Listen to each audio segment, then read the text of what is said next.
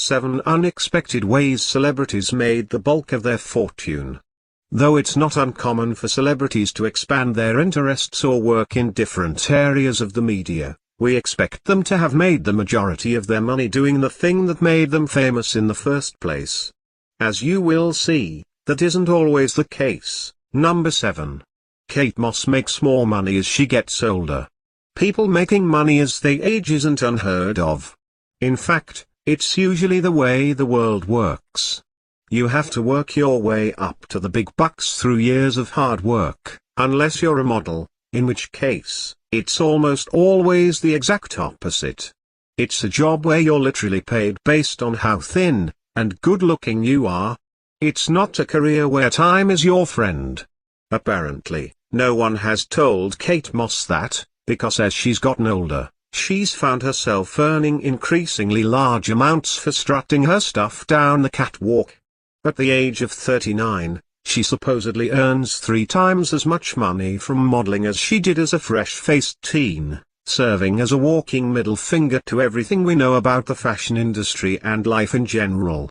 Though other models have remained successful as they've grown older, such as Milla Jovovich and Tyra Banks, Moss is still noted as one of the few on the list who is still actively modeling instead of turning her attention to a different career. Number 6. 50 Cent is a savvy businessman who raps in his spare time.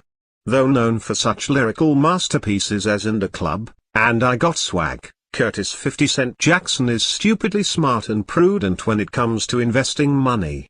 For example, the rapper once made nearly $10 million in a day by using his Twitter followers to buy tons of stock in a company he owned a decent stake in.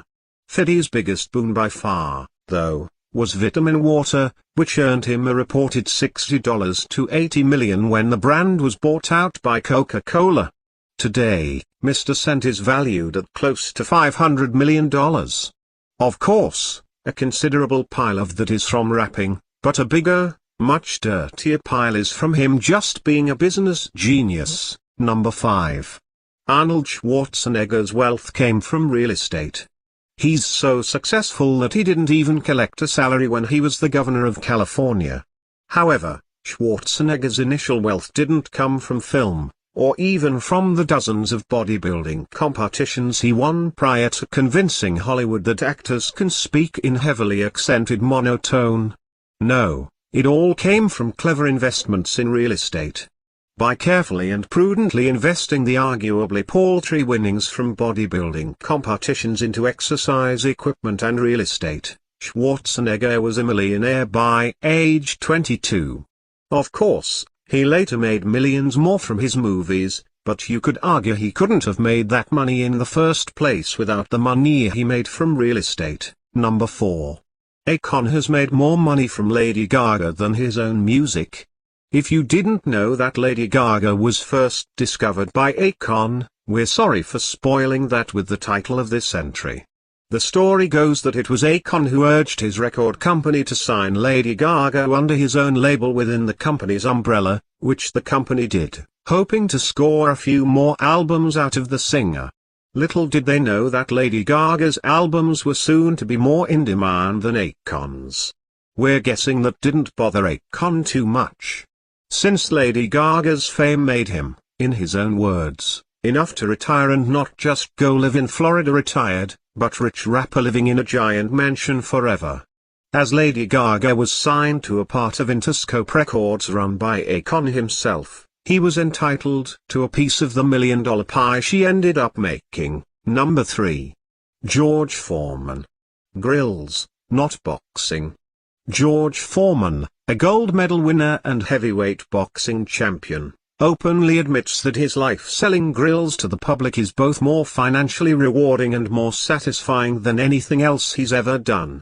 Along with his now iconic lean mean fat reducing grilling machine, Foreman sells everything from shirts to cleaning products adorned with his smiling visage.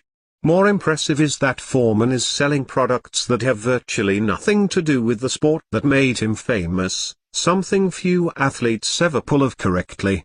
Part of this is due to the fact that, unlike other athletes who might put their name on any subpar product that came their way, Foreman has endorsed a product that is actually pretty great. For example, in the heyday of his grill, Foreman earned almost $5 million a month in endorsements. As the years have gone on, he's earned less and less, not because people stopped buying grills, but because they're so well made, there's no reason for customers to buy another one. The man who could take a punch from Muhammad Ali in his prime clearly knows durability. Number 2. Beats by Dr. Dre are his jam. Though the audiophiles reading this may have some choice things to say about the quality of Dr. Dre's beats for the price they cost, that hasn't stopped Dr. Dre making a killing selling them. In 2011, electronics company HTC finally decided to jump on the Dre money train and bought a 51% stake in the company for a cool $300 million. It didn't take long for the media to realize that this sale had doubled Dre's estimated net worth, taking it from $125 million to $300 million overnight. Although he bought back 25% of his company for $150 million just a year later, this means that Dr. Dre has made less money breaking musical ground in the last 2 decades than he has in just a few years selling headphones described as extraordinarily bad by sound experts. Number 1. Joe DiMaggio's autograph earned him more than baseball did.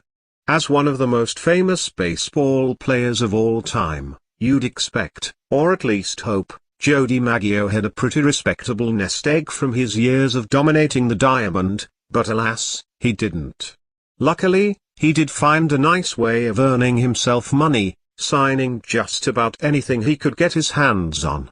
As with most celebrities, DiMaggio would sign things for free if people asked him, but he had one rule: he wouldn't sign a baseball bat unless you paid him $250,000.